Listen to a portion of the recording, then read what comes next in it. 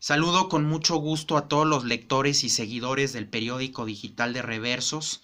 Tengan todos ustedes muy buenos días. Martes 31 de julio del año 2018. Andrés Manuel López Obrador ganó la presidencia de la República de manera contundente. El voto grueso de Andrés Manuel fue un voto de hartazgo, fue un voto de expectativas, fue un voto de ya no querer continuar con el régimen político y socioeconómico que impera y que domina en este país. Es un voto que de alguna manera expresa la crisis del tejido social mexicano en muchas de sus expresiones: falta de empleo, bajas salariales permanentes, políticas adversas a las necesidades nacionales, etcétera, etcétera. Sin embargo, yo creo que para cuidar de alguna manera la esencia popular del respaldo dentro del contexto del sufragio que se le dio al presidente electo Andrés Manuel López Obrador en el futuro, este tiene que ser muy cuidadoso en términos de los grupos de presión, olvidándonos o al margen de los grupos que siempre van a estar dando presiones al gobierno de parte de los gremios empresariales, de los grupos ideológicos conservadores, etcétera, etcétera.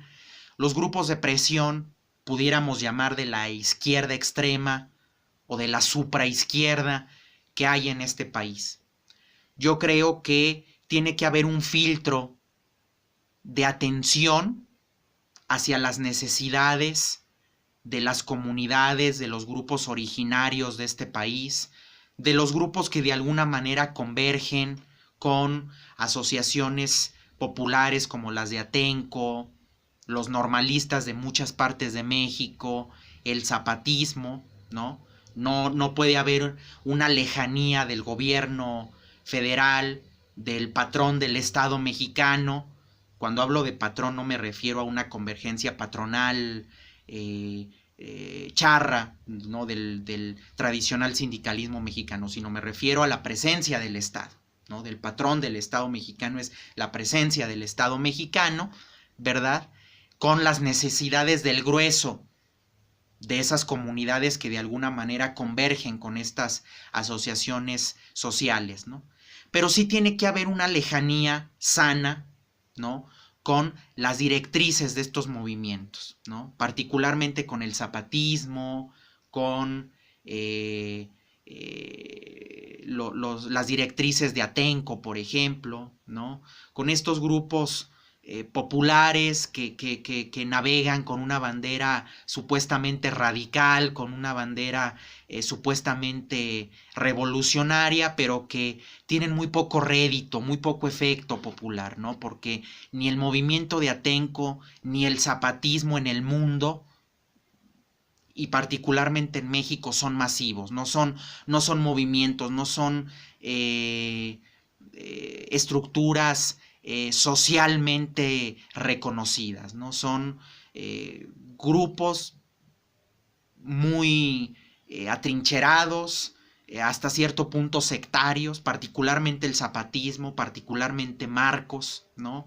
Son contextos absolutamente sectarios, poco masivos, poco colectivos, poco ambiciosos en términos de cooptación, en el buen sentido de la palabra, políticamente hablando a nivel nacional. Entonces, yo sí creo que Andrés Manuel tiene que ser muy cuidadoso y sobre todo establecer una sana distancia con este tipo de grupos, que desde mi particular punto de vista, más allá del grueso de las sociedades inmersas en estas asociaciones sociales, ¿verdad?, que de alguna manera tienen vínculo con el grueso popular de este país, las directrices de estos movimientos no están masivamente reconocidos con el impulso popular que de alguna manera está con Andrés Manuel López Obrador. El sectarismo no cabe en un programa nacional, ¿no?